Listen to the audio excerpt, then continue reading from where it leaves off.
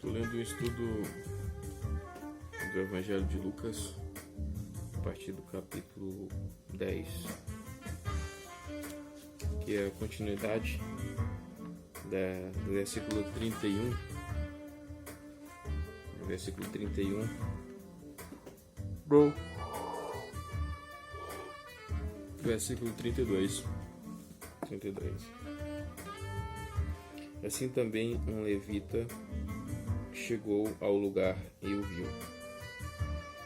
Um oficial subalterno do templo.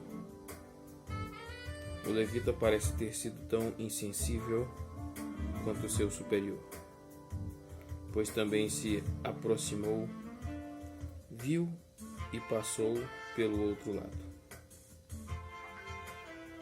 É possível, sem dúvida, que os dois fizeram isso porque eram covardes e não porque fossem insensíveis. Era uma coisa bem comum os bandidos usarem chamarizes quando um viajante que não suspeitava de nada passava e se debruçava sobre a aparente vítima. O restante do bando surgia repentinamente do seu esconderijo e pegava o viajante em total desvantagem.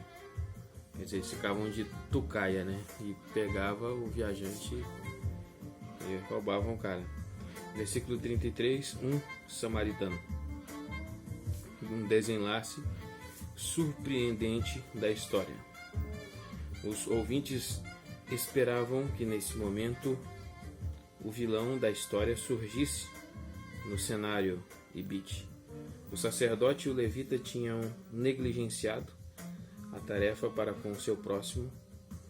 O desprezado samaritano fez o que ninguém poderia ter esperado em sua consciência que ele fizesse. Uma lição muito salutar para João e Tiago. Versículo 35, 2 denários. Mateus 20.2 nos diz que o denário era um salário diário de um trabalhador na agricultura. Versículo 36 e 37. O significado da parábola.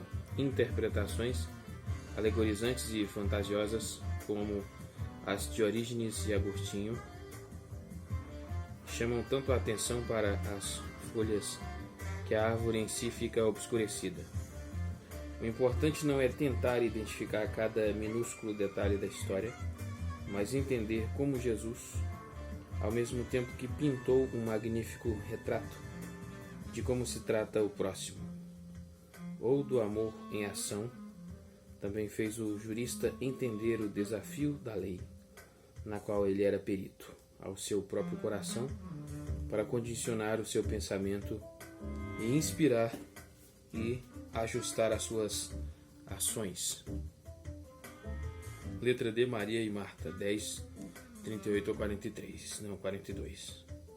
A parábola do bom samaritano destaca a necessidade de aplicação prática da palavra de Deus. A breve cena na casa de Marta mostra que a meditação também tem o seu lugar.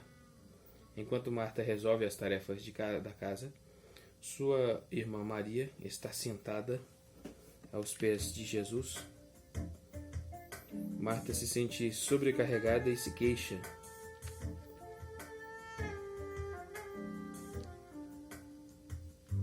Jesus meigamente sugere que ela poderia ter feito o mesmo, em vez de tornar o trabalho de casa um peso tão grande. Esse incidente é especialmente interessante pelo fato de que Marta e Maria, bem conhecidas nas páginas de João, só aparecem aqui nos sinóticos. Versículo 38. Um povoado. Lucas não cita o nome desse povoado, que deve ter sido Betânia, embora alguns achem que esse ponto de vista suscite dificuldades geográficas. Se o incidente ocorreu durante a visita de Jesus a Jerusalém para a festa das cabanas, João 7, explicaria a sua presença em Betânia nessa época. Versículo 40, Marta estava ocupada, tão ocupada na verdade, que não somente se ressentiu com a evidente preguiça da irmã, mas até censurou Jesus por não mandar Maria ajudá-la.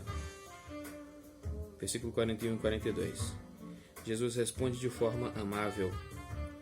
Duplo vocativo Marta, Marta é uma forma meiga de se dirigir a ela. Ele destaca que se ela está sobrecarregada, é porque ela mesma criou a labuta. Apenas uma coisa é necessária. Um simples prato teria sido suficiente.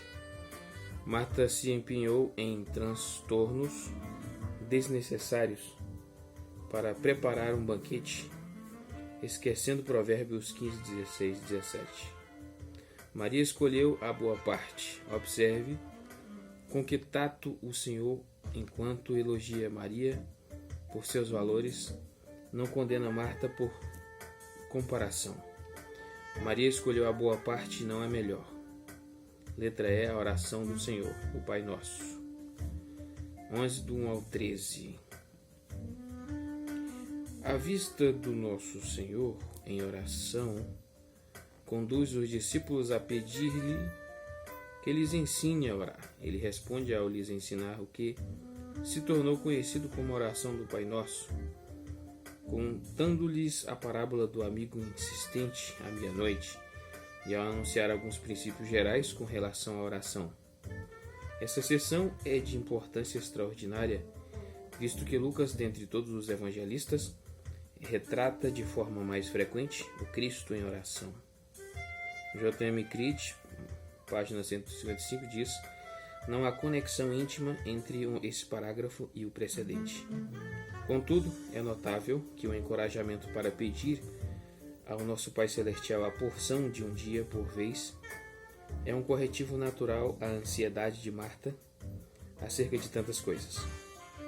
A oração do Pai Nosso está aqui em um contexto totalmente diferente da versão de Mateus, que a situa muito antes como parte do Sermão do Monte. Aqui parece que os discípulos sentem falta de algo.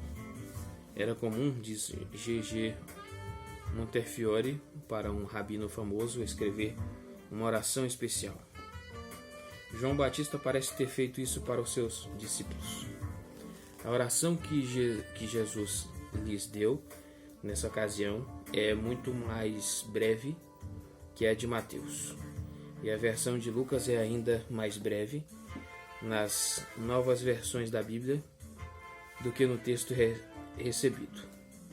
As diferenças principais entre Mateus e a versão mais breve de Lucas são: primeiro, a saudação a Deus.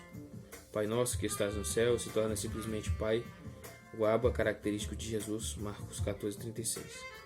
2. A terceira petição: venha o teu reino, seja feita a tua vontade, é omitida. 3. A expressão dá-nos hoje de Mateus se torna dá-nos cada dia em Lucas. Dá-nos cada dia em Lucas. 4. O termo dívidas em Mateus se torna pecados em Lucas. O fato consumado em Mateus, como perdoamos, é algo constante em Lucas. 5. Livra-nos do mal. A última petição de Mateus é omitida em Lucas, como também ocorre com a doxologia final, que falta no texto original de Mateus. Vê o comentário do conteúdo da oração em Mateus 6, do 9 ao 13. Versículos 5 a 8. A parábola do amigo à meia-noite. A oração padrão é seguida de uma parábola que ensina a importância da persistência na oração. Um homem não tem o que oferecer a um hóspede inesperado. A hora avançada da noite descarta a possibilidade da compra de pão. Por isso, ele acorda um amigo para lhe pedir emprestado. É natural que não seja atendido cordialmente, mas ele insiste com o seu pedido, e exatamente em virtude de sua insistência, o termo grego anaideia significa falta de vergonha. O amigo se rende, levanta e lhe dá o que pede só para se ver livre dele. É evidentemente impossível forçar os detalhes na interpretação dessa parábola. O ponto é que a oração verdadeira e eficaz precisa ser séria e sincera. Confira Tiago 5,16. E se um amigo humano vai atender mesmo que de má vontade as necessidades de alguém que está se tornando um aborrecimento, quanto mais o Deus amoroso vai atender às orações que ele tem prazer em ouvir. E isso não de má vontade. Versículo 9 a 13. Uma coletânea de ditados acerca da oração. Esse apêndice corresponde aproximadamente ao vá e faça o mesmo da parábola anterior e encontra o seu paralelo em Mateus 7, do 7 ao 11. F. Controvérsia com os fariseus, 11, do 14 ao 54. A expulsão de um demônio leva à acusação de que Jesus consegue fazer essas coisas simplesmente porque ele está em aliança com o príncipe dos demônios. Ele mostra o absurdo dessa acusação, pois Satanás não está dividido contra si mesmo. Os judeus querem um sinal, mas os sinais estão muito claros no Antigo Testamento. Basta que eles os vejam. Eles possuem a luz, mas estão obstinadamente obscurecendo-a. Um fariseu convida Jesus para uma refeição após ser atacado pelos fariseus presentes por não cumprir a etiqueta social e cerimonial. Ele vira a mesa ao mostrar quanto os fariseus, por se preocuparem com as minúcias, se afastaram da verdadeira lei de Deus e até assassinaram servos de Deus. O resultado desse choque, como era de esperar, é o endurecimento da determinação dos seus inimigos de causar a sua queda. Versículo 14 a 26. A controvérsia acerca de Beelzebul. Vê também comentário de Marcos 3, 22 a 27 e Mateus 12, do 22 ao 30. Marcos omite o fato de que foi a expulsão de um demônio que deu origem a essa controvérsia. Mateus nos conta que o homem mudo era também cego. A comunicação com esse pobre homem deve ter sido muito difícil. No entanto, a cura foi imediata e completa. Mateus 12, 22. Os espectadores estavam perplexos. Alguns atribuíram o poder dele aos poderes demoníacos. Outros queriam um sinal, uma evidência palpável de que ele não estava na aliança com os poderes das trevas. Versículo 14 a 16. Jesus respondeu que se Satanás era a fonte do seu poder, então o reino de Satanás deveria estar tão dividido que estava destinado a entrar em colapso. Versículo 17 e 18. Levando a batalha para o campo inimigo, ele ressaltou que os filhos, discípulos, nota de rodapé da NVI, dos seus ouvintes também expulsavam demônios. Eles também o faziam pelos poderes das trevas. Versículo 19. É uma pergunta. Eles também o faziam pelos poderes das trevas? Não. O poder dele era o dedo de Deus. Uma expressão usada em Êxodo 8:19, Mateus 12:28, traz Espírito de Deus.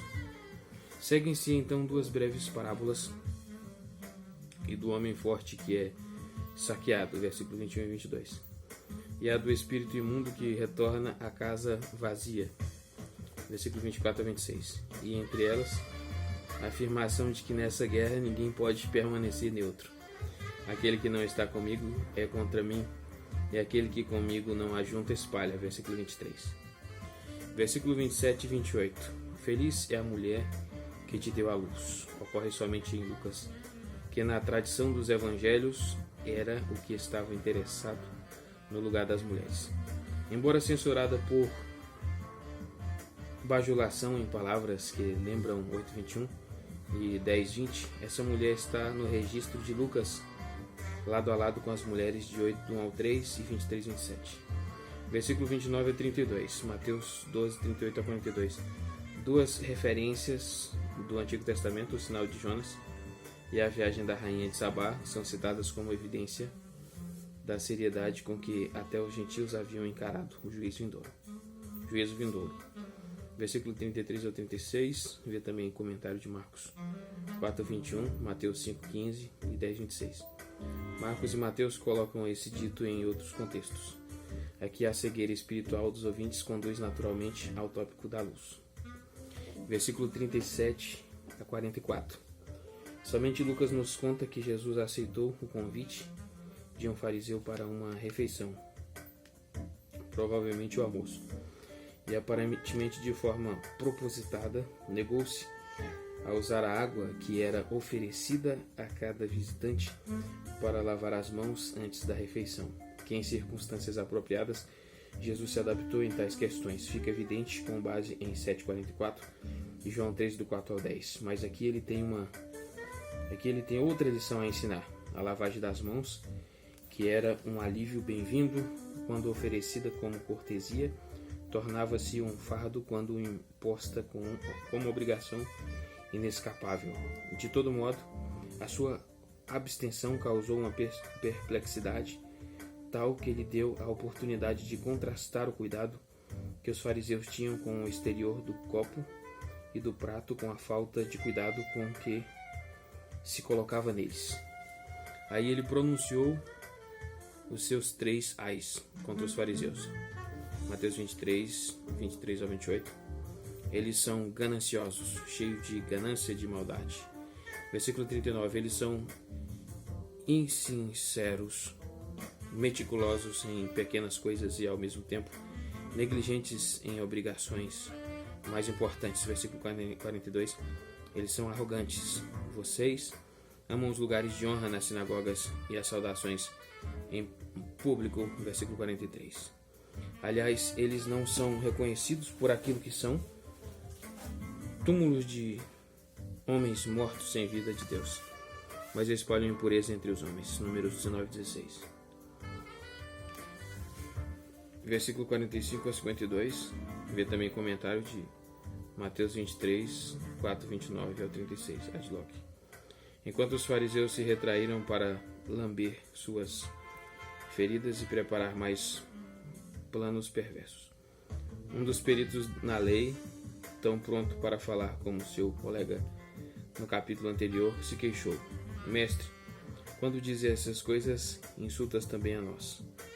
Segue mais 3 ais, dessa vez dirigidos aos juristas em Mateus 23. Todos os ais são dirigidos aos escribas e fariseus. Eles são censurados porque estabelecerem leis para os outros que nem eles conseguem cumprir.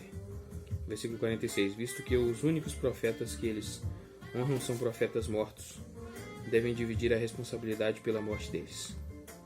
Versículo 47 a 51. E B, porque sendo ignorantes eles mesmos impedem de receber o conhecimento aqueles que gostariam de aprender a lei de Deus. Versículo 52.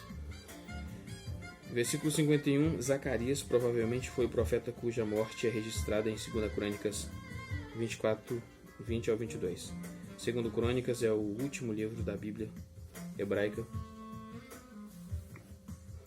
de modo que Abel até Zacarias inclui todos os mártires do Antigo Testamento. Versículos 53 ao 54. A inimizade deles fica ainda mais intensa em virtude dessas palavras, e então se ajuntam à volta dele com perguntas e mais perguntas, com a esperança de pegá-lo em alguma armadilha por dizer algo que o possa levar a julgamento ou a ser excomungado.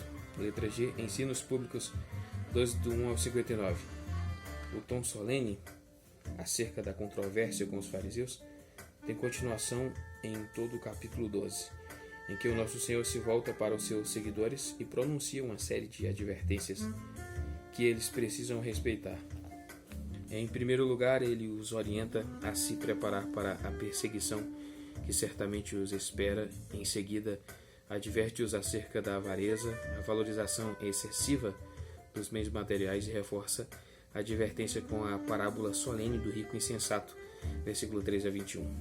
Segue então uma seção que em Mateus é colocada no Sermão do Monte, em que ele mostra aos discípulos a inutilidade e a tolice da ansiedade por necessidades temporais, versículo 22 a 34. Finalmente, quase toda a segunda metade do capítulo, versículo 35 a 59, é de orientação escatológica, advertindo acerca do momento decisivo que certamente está à espera deles. Primeira advertência acerca de perseguições vindouras, 12 do 1 ao 12. A cena é retratada vividamente, uma das obras-primas de narrativa simples, porém marcante, todas as vezes usada para realçar suas descrições do alvoroço e do humor variável da multidão na rua. Jesus deixou o fariseu com quem havia debatido, mas eles não o queriam deixar sair facilmente. Eles começaram a opor-se fortemente a ele e a interrogá-lo com muitas perguntas, esperando apanhá-lo em algo que dissesse. 11:53-54.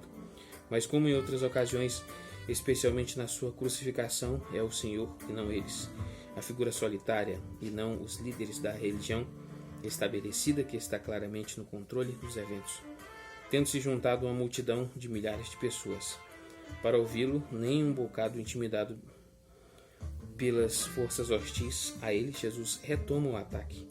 Tenham cuidado com o fermento dos fariseus, que é a hipocrisia. Essa expressão é interessante, visto que ocorre em Marcos 8,15, em outro contexto, imediatamente antes da grande confissão em Cesareia de Filipe. Aliás, muitas expressões deste capítulo encontram seu paralelo em contextos diferentes em Mateus e Marcos. Em Mateus, principalmente no Sermão do Monte, capítulos 5 e 7. 5 a 7 na escolha dos 12, capítulos 10, ou no discurso escatológico no capítulo 24, versículo 1. O seu destemor não tem nada de mero e cego desafio. Seus olhos estão bem abertos, e ele sabe muito bem que os fariseus vão voltar ao ataque. E se seus discípulos se posicionarem do lado dele, a perseguição será o seu destino, assim como certamente será o dele. Versículos 2 e 3.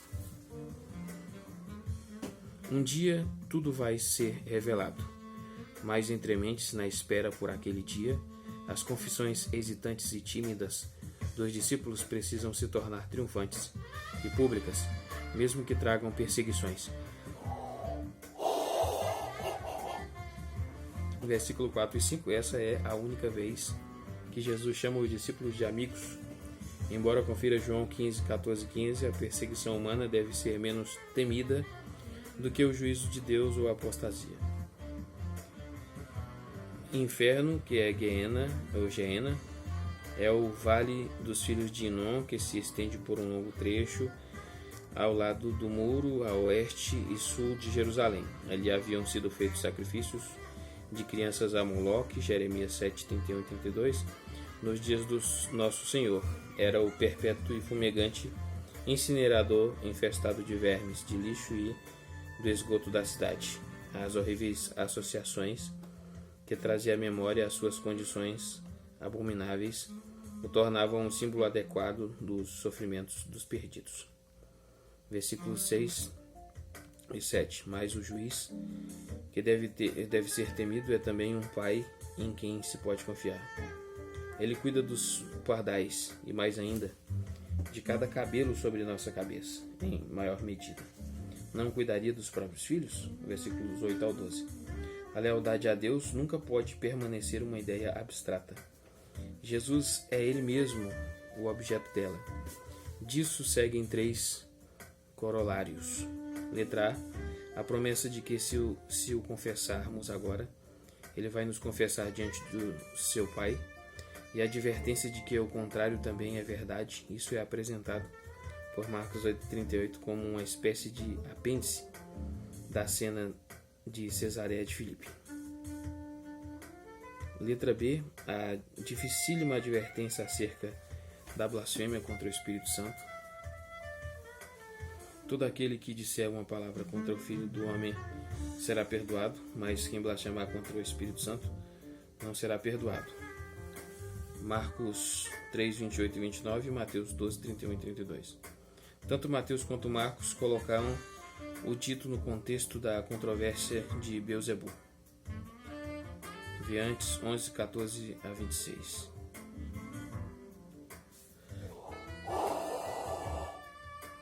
Vê comentário nos textos paralelos de Mateus e Marcos. Letra C. A promessa de que na perseguição eles vão ser sustentados e capacitados pelo próprio Espírito Santo. Versículo 11 e 12 e vê Mateus 10, 19. Marcos 13, 11, também no discurso apocalíptico de Lucas 21, 14, 15. Lucas especialmente mostra grande interesse nessa promessa cujo cumprimento ele tem de descrever mais tarde em muitos incidentes em Atos. 2. Advertência contra a cobiça, a parábola do rico insensato, 2 do 13 ao 21. Esse discurso foi bruscamente interrompido por alguém da multidão, versículo 13, que pediu a Jesus que intervisse numa disputa familiar relacionada à partilha da herança. Pede-se àquele que é maior que Salomão, 11:31, que julgue a divisão não de um bebê, mas de uma herança, e não para agir como árbitro independente nessa situação, mas para atender os desejos de uma parte na disputa. Mestre, dize ao meu irmão que divida a herança comigo. Versículo 13. Mas ele não vai solucionar as dificuldades que levaram Moisés a situações problemáticas quando tentou tratá-las. Versículo 14. Êxodo 2:14. Sua missão não era resolver as diferenças que irmãos co-herdeiros acima de tudo da aliança tinham de resolver facilmente entre si. Os grandes rabinos com frequência agiam dessa forma, mas Jesus não agiria como um grande rabino. Em vez da resposta que ele esperava, o requerente ouviu a história do rico insensato. Jeremias havia dito acerca das riquezas dos ricos que quando a metade da sua vida tiver passado, elas o abandonarão e no final ele se revelará um tolo. Jeremias 17:11b. Temos aqui um comentário eloquente do texto. Um fazendeiro próspero está tão satisfeito com o produto dos seus campos que ele se propõe a se aposentar e levar uma vida mais fácil. Depois de resolver o seu único e grande problema, o da falta de depósitos, mas se é o homem que faz planos, Deus é que conduz a sua vida. Naquela noite, nem toda a sua riqueza pode evitar que o anjo da morte entre pela sua porta. Ele ouve a voz do próprio Deus marcá-lo com o apelido de Jeremias insensato. Versículo 20. Ele precisa deixar suas riquezas para trás. De quem serão? Essas eram questões que com frequência ocupavam a mente dos autores do Antigo Testamento. Vê, por exemplo, Jó 27:8, Salmos 39:6, etc. O versículo 21 da moral da história, a chave para a compreensão da parábola. 3. Advertência contra a ansiedade e as preocupações do mundo, 12:22 ao 34. Mateus 6, do 25 ao 34, esses versículos estão quase que totalmente em concordância verbal, estreita com a versão de Mateus do Sermão do Monte, exceto por alguns pequenos acréscimos.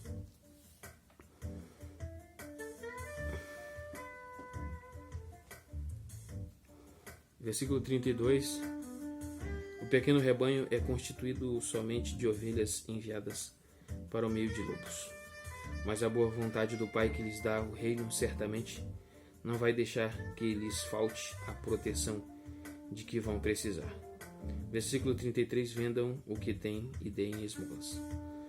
Lucas, sempre prático, sugere que eles podem começar a depositar o seu tesouro no céu. Versículo 34.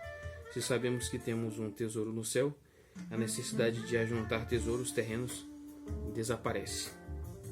4. Advertência acerca de crises vindouras, 12:35 a 59. O restante do capítulo é tomado pelo primeiro grande trecho escatológico de Lucas. Os homens são exortados a se arrepender enquanto ainda há tempo. A ênfase está na subitaneidade da crise e seu consequente chamado a quem estejam alerta e vigilantes. Além disso, o tempo presente é um tempo de crise, lançando suas sombras sobre os discípulos, o próprio Senhor e a nação de Israel.